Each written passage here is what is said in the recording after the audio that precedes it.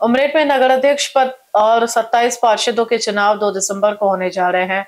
नगर अध्यक्ष पद के लिए भाजपा से प्राजक्ता कारू, कांग्रेस से सुरेखा गंगाधर रेवतकर और शिंदे सेना से शालिनी सोनटके आदि उम्मीदवार हैं।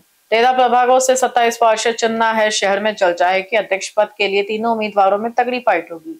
भाजपा के उम्मीदवार के लिए प्रचार मुख्यमंत्री फडणवीस और शिंदे सेना हेतु प्रचार उप मुख्यमंत्री एकनाथ शिंदे उमरेठ में 25 नवंबर को आ रहे हैं। ये चुनावी प्रचार की घमासान होटल, पान टपरी, बियर बार, चौराहों पर जोरों से है।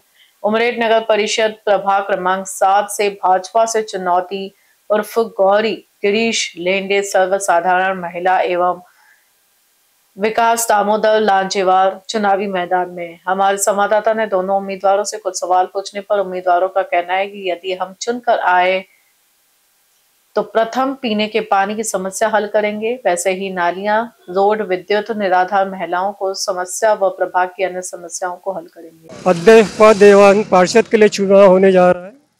ये उमरेठ का हृदय स्थल इतवारे मेन रोड है। ये देखा जा रहा होगा, इधर में कांग्रेस और बीजेपी का कार्यालय है और दोनों तरफ में देखोगे तो नगर परिषद में जनता में चर्चा है कि इस बार अच्छा काम करने वाला नगर सेवक मिलेगा या अध्यक्ष मिलेगा।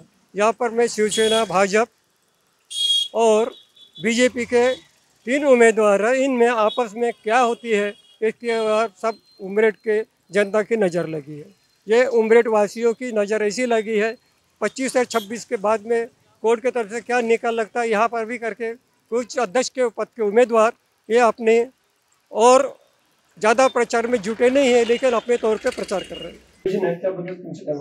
मी महिलांबद्दल ज्या समस्या आहेत त्यांचं निवारण करणार आणि महिलांसाठी बचत गटांची सुरुवात पण करून देणार आणि नळांची योजना त्याच्यानंतर संजय निराधार योजना त्या वृद्ध लोकांसाठी आहे, त्यांची पण मी सोय करून देणार आणि विद्युतची टंचाई आहे त्या भागात पण मी विद्युतसाठी पण प्रयत्न करणार आणि त्यांच्यापर्यंत विद्युत आणि घरकुल हे पण त्यांच्यापर्यंत पोहोचून जाणार।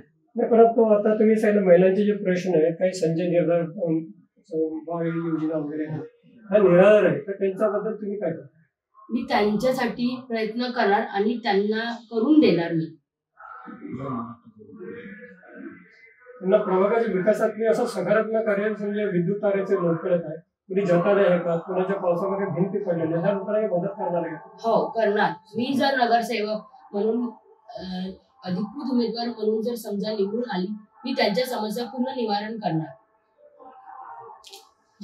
आधीचे नगरसेवक बरेचसे होऊन गेले, यामध्ये काही लोकांच्या तक्रारी आहे की त्या लोकांनी काम केलेलं नाही, जर पुन्हा त्यांनी सीटा मिळाली ते मिळालं नाही, नवीन उमेदवार दिले असं म्हणतात, तर जर तुम्ही निवडून आले तर ह्या प्रभागाच्या विकासासाठी काय करणार?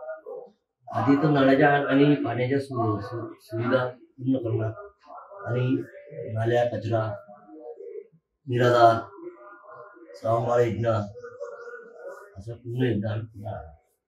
म्हणजे तरुण युवक आहे तर तरुण युवकाच्या हाताला काम मिळेल यासाठी तुम्ही काय करणार? तुमच्या पक्षातर्फे, मी व्यक्तिगत बोलत नाही, तुमच्या पक्षातर्फे तुम्ही काय करणार? भारत सरकार आणि केंद्र सरकार यांनी जे योजना काढल्या आहेत त्या आम्ही युवकांना पूर्णपणे करू। जर तुम्ही निवडून आले, जर तुमची सत्ता बसली तर मुख्यमंत्र्यापर्यंत ह्या पोहोचण्यासाठी लोकांना फायदा करण्यासाठी तुम्ही कोणते प्रयत्न कराल? आणि मुख्यमंत्र्यापर्यंत पोहोचण्यासाठी आम्ही स्वतः मुख्यमंत्र्यांची भेट घेऊ आणि संवाद साधू आणि त्यांच्या ज्या समस्या त्या मांडू।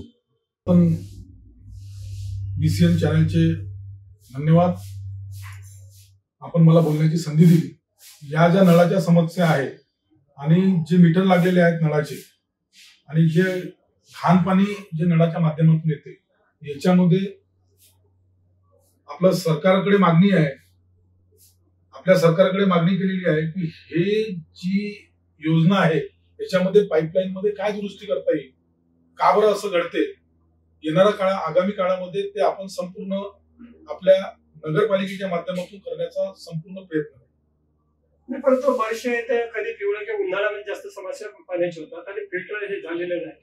आधी आपली भाजपची सत्ता होती, अजित काँग्रेसची सत्ता होती, जेव्हा देवरावजी विटणकर होते नगराध्यक्ष तेव्हा बदलते, पण फिल्टर बदललं नाही। फिल्टर बदलण्यासाठी आपण कोणते प्रयत्न करतो? आगामी काळामध्ये भारतीय जनता पार्टीची सत्ता एक हाती मागच्या वेळेसही होती, यावेळेसही येणार 100%. येणाऱ्या काळामध्ये आपण जे फिल्टरचं काम आहे ते परिपूर्ण करू.